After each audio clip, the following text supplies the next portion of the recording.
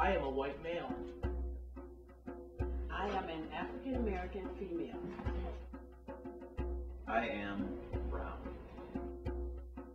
I am a white female. I'm a 50-year-old believer. I was raised Catholic, but now I question my faith. I am a born-again Buddhist. I am 24 years old. I am 32 years old. I'm 34 years old, and I've never been to Disneyland. I am someone who does not believe in organized religion, but I am spiritual and I do feel blessed. I love being an auntie, but I'm unmarried. I enjoy being part of a diverse cultural community. I grew up on the west side of Chicago. I am a lover of all living things. I am happy to be here.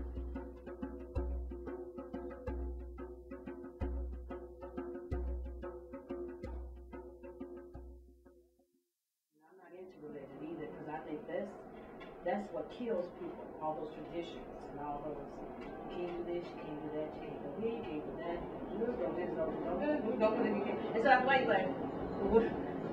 what do I do? You know, where can I go? You know, and so, and that mess up the youth, you know, it just detrimental. So I'm not into religion, I'm into relationships. I don't follow any religion. I grew up non-denominational Christian, and I kind of was like, after a while, you know, it got rigid too, and I was like, I don't need it, you know, because I got what from I got a foundation from that, but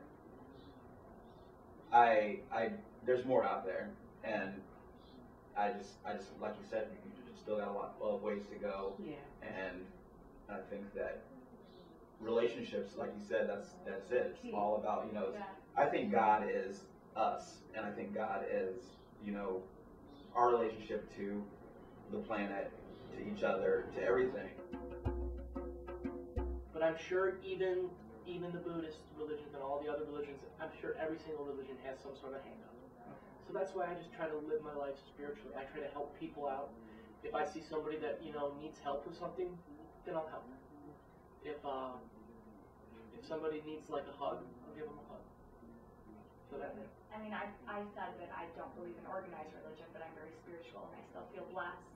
And I think I can pretty much echo back everything you said, and that's kind of the problem that I have with religion in general, is that I feel like it's very divisive and it serves to, in a lot of cases, I think on an individual level, religion works for a lot of people, like you were saying, Brenda, but I think it becomes this elitist community in a lot of senses.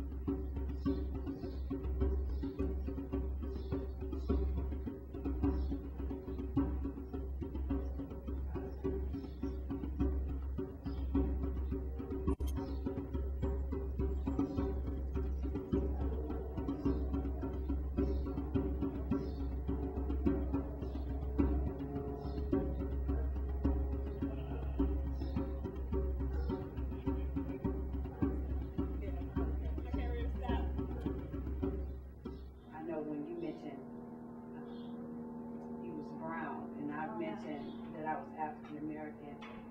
Do you have? I'm not putting you on the spot. No. But I just want to know, why did you identify for the viewing audience? Why did you identify as being brown versus African American, black? Well, we know Negro was no longer right. Which I think Negro is very appropriate. I think that African American is like, especially African Americans today. I never go by African American because, like, it's been so watered down. You don't know who came from where anymore half the time, and so like you can't call all black people African American when, you know, my parents could have been from Haiti or Jamaica or something like that.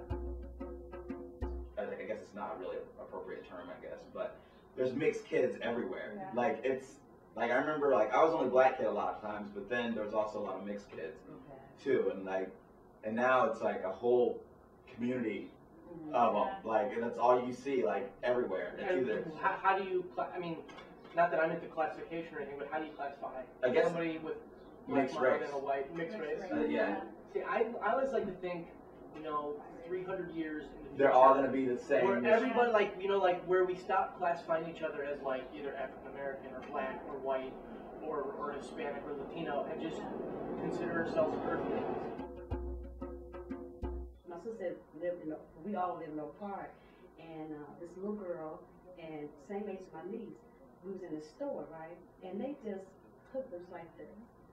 And they were talking and hugging. Best friends. Right. And it was so sad because the adults, me and my sister, African American, and this child's mother, and I'm assuming a friend or aunt, whatever, we were looking at each other like this. It was very difficult. Yeah. Yeah, right. Okay. Because I even think about, you may be shocked to hear this, but I've never experienced that kind of, I don't even want to say discrimination, but that people just treat you differently. But I do know, I can remember from being really young, my dad saying to me things like, he would just tell me that I would be easier, and he just put it out there. He said, he'd say, you come from a middle class family, you're white, and you're a pretty girl. Life is easier for you than it is for a lot of people. And so he always said to me, and of course, seriously, I was probably 10, and I'm like, okay, Dad, whatever. And it goes back to relationships again, because like you said, you can bus these kids from this side of the city over here and have these so that the school is more integrated. But if these kids are still segregated once they're in the school because the relationships aren't being built, you're just busing them it's farther away to be segregated. Right.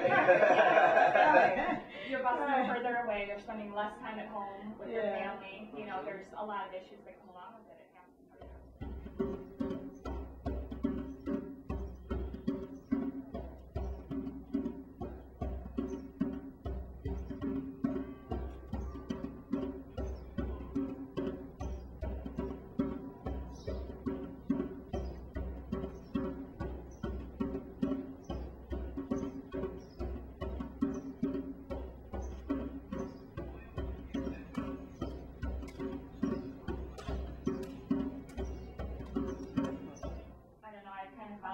The more I've started to do group discussions like this and things like this because of school, but there are other reasons people do it.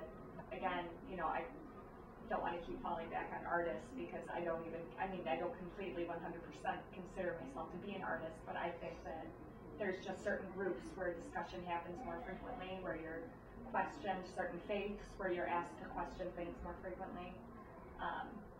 And I kind of realized that it's so easy to not do it. Like there's so many times that you don't that you question. that you don't question, and that you could just then you regret skate through life without even thinking about yourself. Like Richard was saying, getting to know yourself better and learning more about yourself. It's really easy to not do that. I am a born leader, and I'm a peacemaker. I am here for you. I am a concerned citizen of this incredible nation. I try not to sweat the small stuff. And it's all small stuff.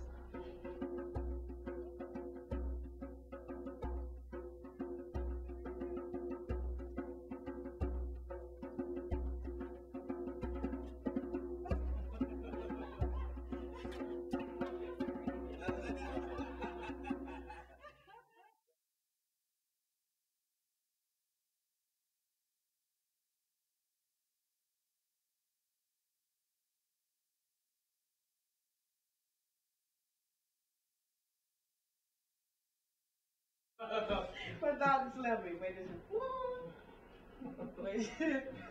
Okay.